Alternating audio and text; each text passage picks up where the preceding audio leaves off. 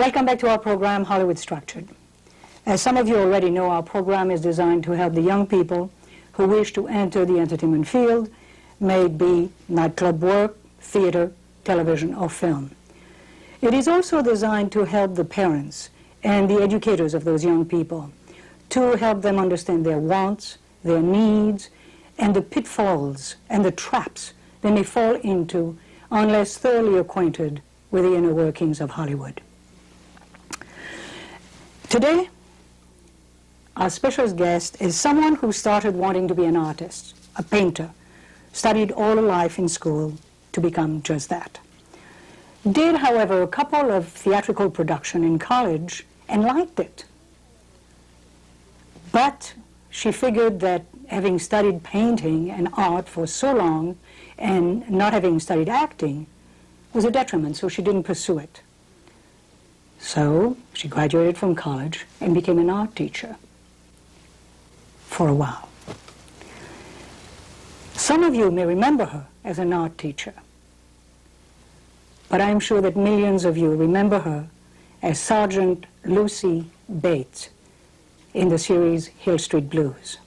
Her name is Betty Thomas. Hello, Betty. Hi, Lilyan.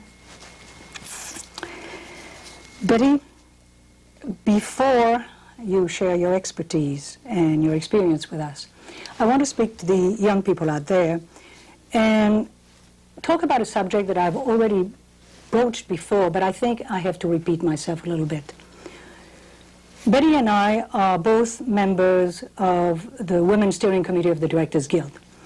And Saturday, we saw a show, a documentary, pertaining mainly to women in the media and men in the media, mainly models. And what we saw was women who are photographed selling a product, and men also, to be made looking like superwoman, super sexy, super beautiful. The man the same way, super tall, super handsome, super body.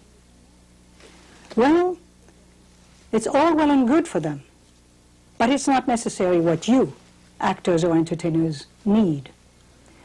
What you need, since they are selling a product, in your case, you become the product.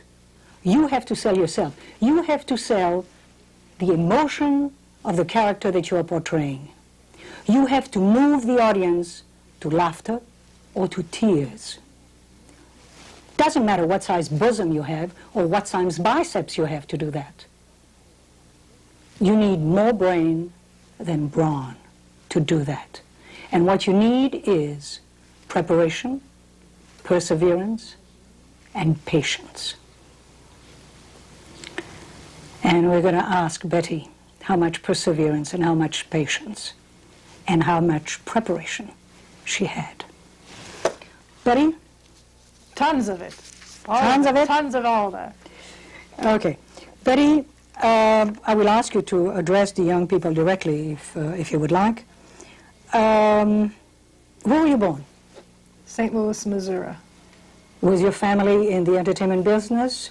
No, my father was Willie Loveman, basically. He was a salesman, traveling salesman. And my mother was what was called a housewife. There's probably another name for that right now, but I'm not sure. It's house, what is it, I don't know what it's called. What are people who, women who are mothers and take care of families? And what do we call those people now? I am not sure. We say house husband, so yes. It must be wife. Housewife. Housewife. Okay, she was a Same thing. housewife. Did you have any brothers and sisters? A brother and a sister. My brother, my brother is a Chinese professor of Chinese literature, and my sister is an insurance broker now. I see. Now, you are in school in that little town, or did you move? Or did you St. Louis is a big town, Lilyan. It's a very big town. But from St. Louis, we moved around a lot, having a father who was a traveling salesman. He moved up in the business every year, and somehow we moved along with him. So we went from St. Louis to New Jersey, to Cleveland, Ohio, and finally Chicago, Illinois.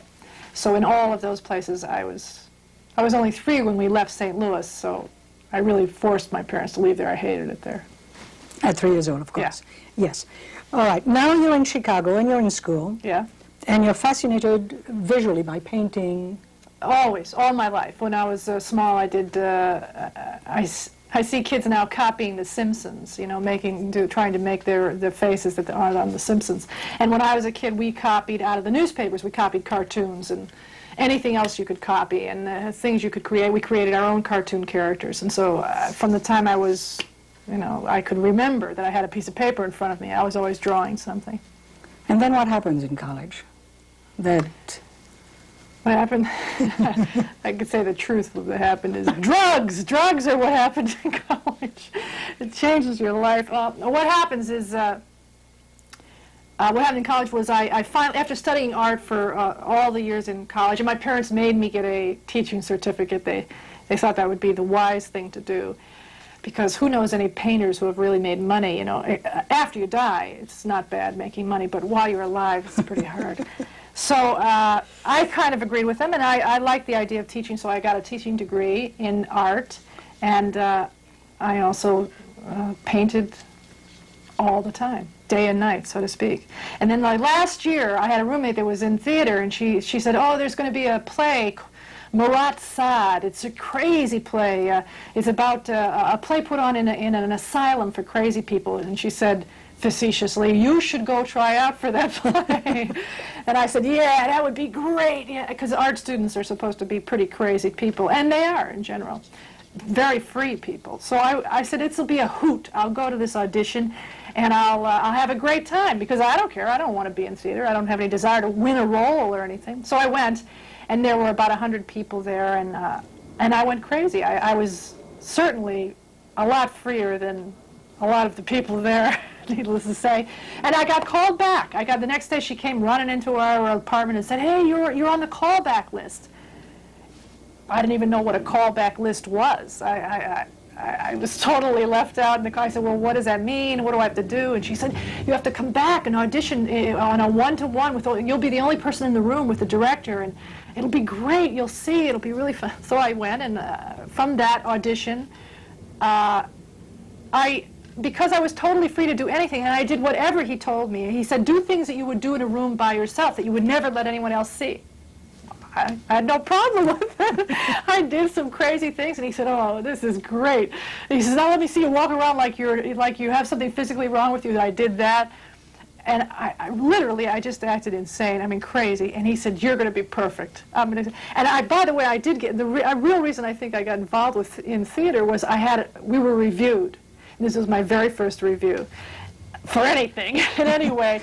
And the reviewer said, near scene stealer Betty Thomas. Now, how could you not? Near scene stealer. I didn't steal a scene, but I nearly did, because I was doing some crazy stuff back there. I thought, that's the best review you could have in the world. So from that rewarding experience and freeing experience, I thought, boy, why weren't I involved in theater sooner in my life? Why didn't I become a theatrical person? And I just had never had any positive feedback from that area, so I'd never thought I could succeed in any way there. And then I did one more, a musical comedy before I left, just as a hoot.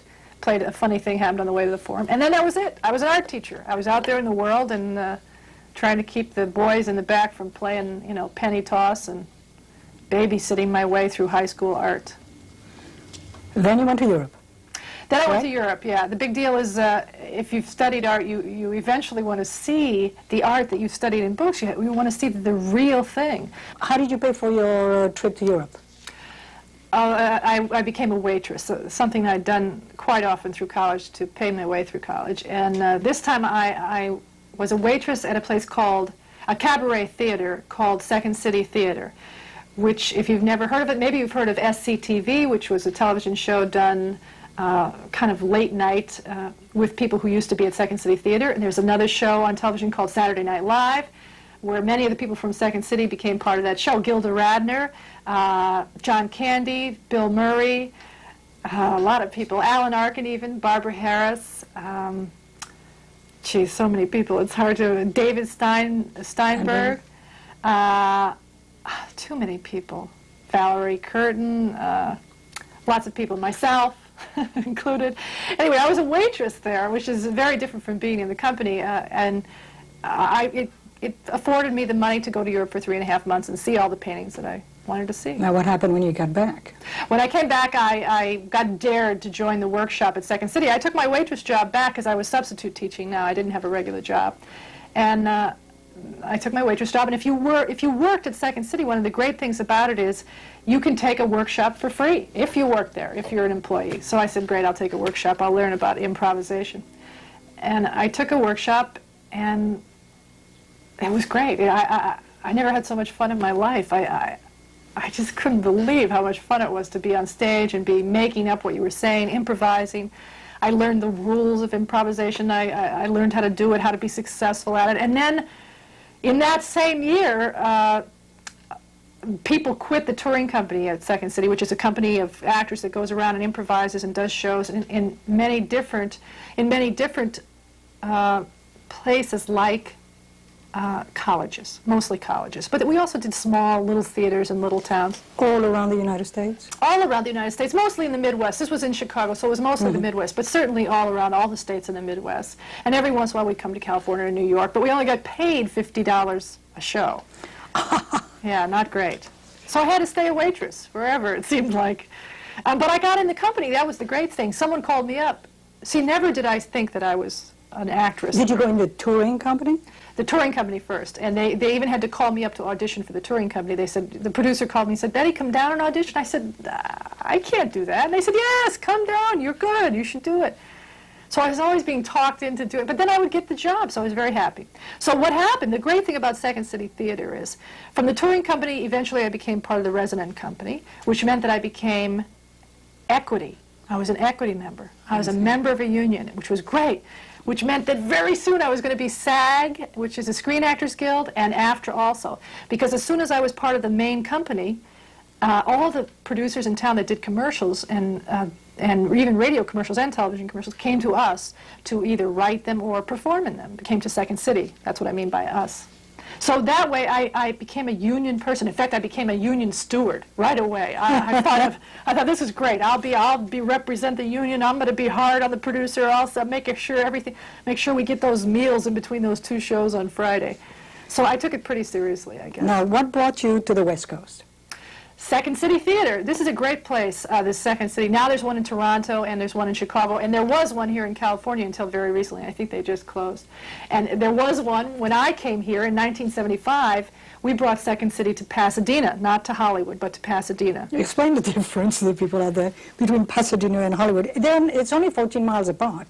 Yes, it doesn't seem like it's very far away. However, before the freeways were here, before the 210 freeway was here anyway, Pasadena was a lifetime away from Hollywood. It's a conservative community, and Second City is not a conservative theater. If anything, it's very liberal, maybe even left-wing at one time. I don't know. By the time I got there, it was pretty conservative, but not as much as Pasadena. And they thought we were... I got my first hate mail in Second City in Pasadena. We did a number called "A woman is a body, not a brain, brain, brain. A woman is a body, not a brain." And we did it in kind of 50s style, big dance number. And people took it seriously. They said, how could you do that? How could you say that about women? I said, I'm making fun of what happens to women. Can't you see? Anyway, that was a good experience for me. But we closed in 9 months. And then what happened to Betty? Betty got an agent out of Second City. It's very well respected. It's like a college for comedy. It's great. You're surrounded by the same people every night. You do 8 shows a week. In 3 years, doing 8 shows a week, I learned basically everything that I knew, I still know till today, about comedy. And from that background, after those 9 months we were fired, I got an agent because he saw me perform there. Always perform. If somebody gives you a choice, always perform. Because somebody might see you perform. And if you're good, you'll always be seen somewhere. So I got an agent, and also we were offered a television show, very exciting. However, it was a daytime TV show, and it was a game show, and it was called The Fun Factory. And it starred Bobby Van and 4 of us from Second City. So how long did it last? 13 weeks. What happened after the 13 weeks? The employment line? The unemployment line. It was the first time I wasn't employed as an actor. I thought, this is what the actor's life is like in California. You don't work. You go to the unemployment line. You see all your friends. You say hi. And every once in a while, you get one little tiny role doing something, and you're so nervous for it because you haven't worked in so long, you couldn't possibly do anything great. You're lucky just to get through it, hit some kind of a mark. Oh, I don't know. It was a crazy time in my life. But I did, they made a mistake of giving me my American Express card at the same time that I lost all my jobs. So it was great. I was living in Malibu. I had an American Express card. I had no money, no job. It was great. What a life. Ay, ay, ay. Okay, now, tell me about those 5-year plans of yours.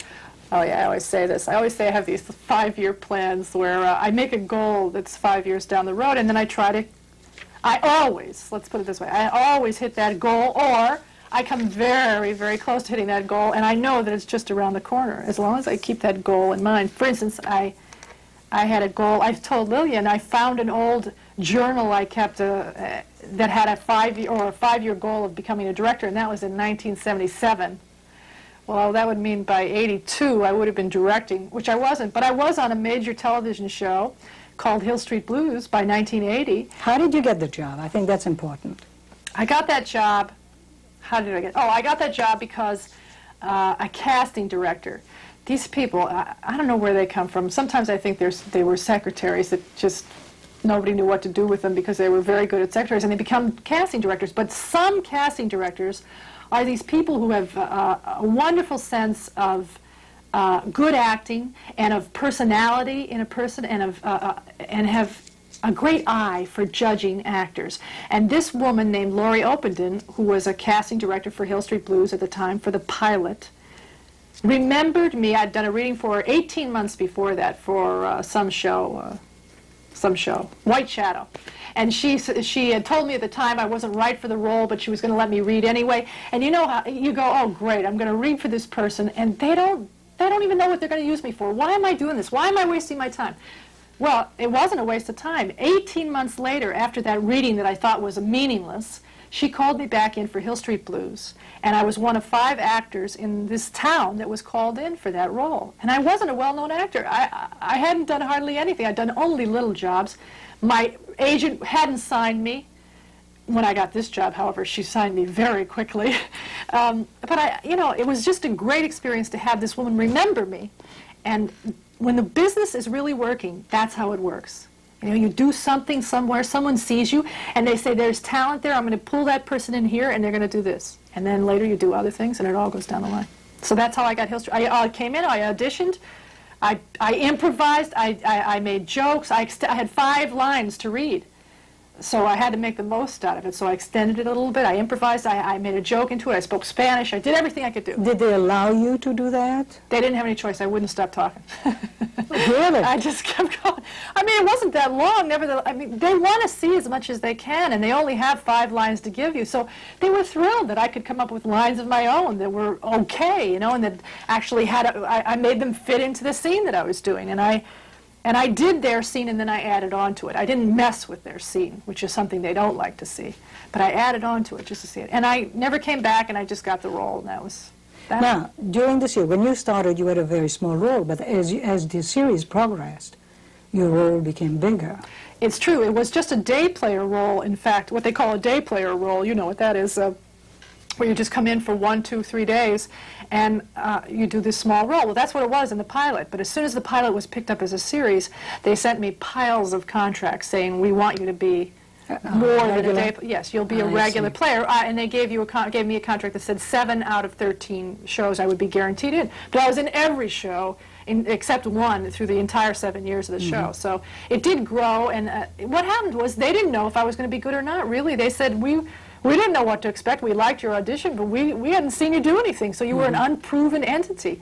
So as I did more and more on the show, I became more of a proven entity, and I learned things. You know, nothing better than to work every day to learn. Just nothing better. You couldn't beg for a chance that would be better than every day you come to work, and every day you find out something new, and you become more and more comfortable with the camera and with what you have to do. Make this mark, look here, don't look there.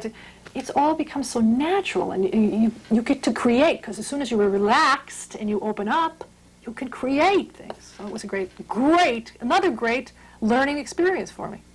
Did they allow you to do comedy? Not really, although in a funny way, they did. They gave me a partner. The second year, the first year, at the end of the first year, in the beginning, I wore high heels, a skirt. I was only in the office. They said, no, no, you'll never go outside. I said, you're making a big mistake here. This woman belongs outside on the street. I don't care about it, if it happens in real life or not. This woman belongs there. And at that time, women were becoming more and more a part of the police force out on the street. So at the end of that year, they gave me a partner because they were afraid to put me out there by myself. They took my high heels off. Well, actually, I took my high heels off. How tall are you, really? I'm 6 feet tall. But, you know, I've always liked being at least that tall.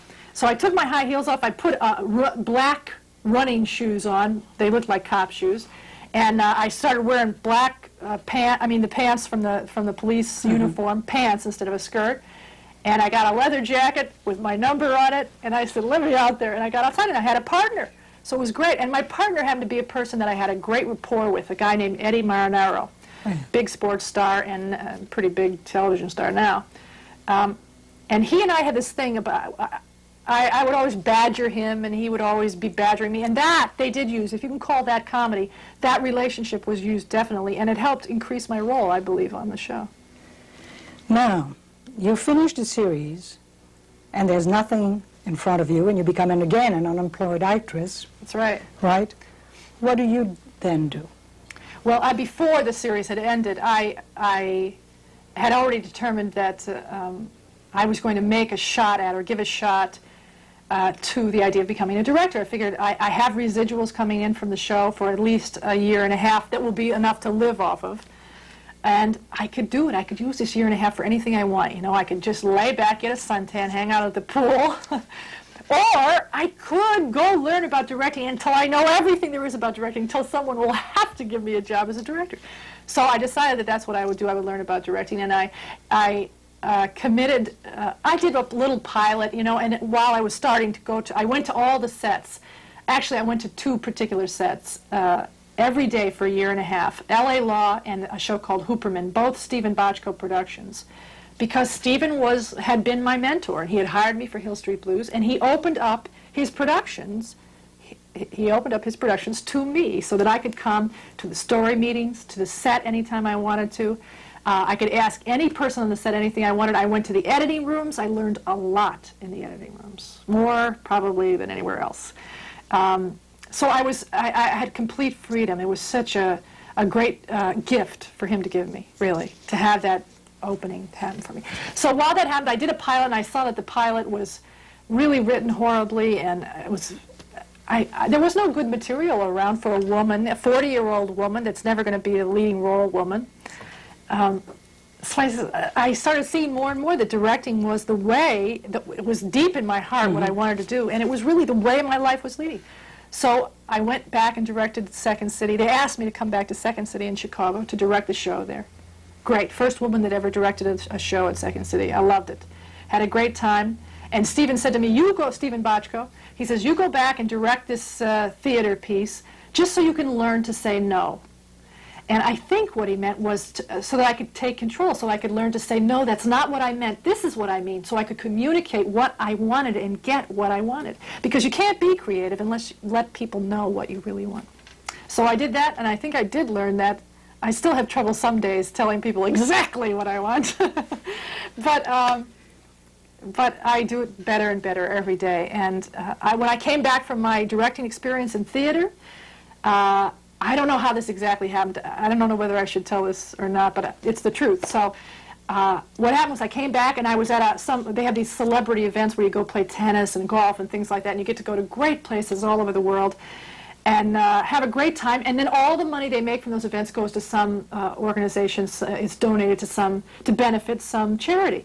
So they're great events. You have a great time, and somebody benefits from it in the long run. And I was in Mazatlan, Mexico, and we were doing one of those events, and he writes for the Reporter. Army Archer. Yes. Army Archer is sitting next to me at dinner, and Army says, so Betty, what are you doing since Hill Street? I just don't see you around anymore. And I said, well, I'm directing. He said, you are? Well, what are you directing? And I said, well, I just directed Second City in Chicago, and now I'm going to direct a Stephen Bochco show. And I said it before I even thought about it. I mean, I just said it. And Army said, "Oh, really?" And I saw his little pencil come out, and he started taking notes, and I thought, oh, no, they're going to print it in the paper. Nobody's really said that. I mean, not for sure. People have indicated that it's possible, but... And I said, yeah, I'm going to be directing Hooperman, and yeah, I'm looking forward to that. And he wrote it in his column. And to this day, and right after he wrote it in his column, about 2 weeks later, I got a call from the producer of Hooperman, and he said, "Well, Betty, I read in the newspaper that you're going to be directing our show." And I said, "Oh, man, either this is a joke and he's just kidding, or it's the truth." And he said, "So we put you on the schedule." So he put me on the schedule as a director that year. I'll never know if it was because he read it in the paper and he felt he had to, or if he was just kidding and he was going to do it I'll never know. All I know is thanks, Army Archer. And you never will ask. And I don't want to know. I just know that I had my chance. And as soon as I got my chance, they hired me back because I did do a good job. You know, I had learned a lot. And then they hired me back again, and now lots of people hire me. We have just a couple of minutes left in the show. What is the difference between acting and painting, and yet what is the link between the two of them that has helped you? Well, directing and painting, or acting and painting? Directing and painting. Yes. Okay, directing and painting. Painting is a very isolated art that you have to do all on your own. It's a lot like writing, I think.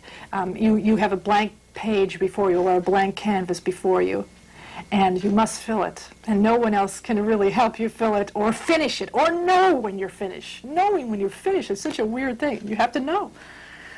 Directing is a very collaborative art.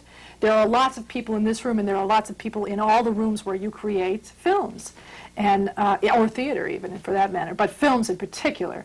And it's a great. It has opened me. I like to talk a lot. I guess that's pretty obvious.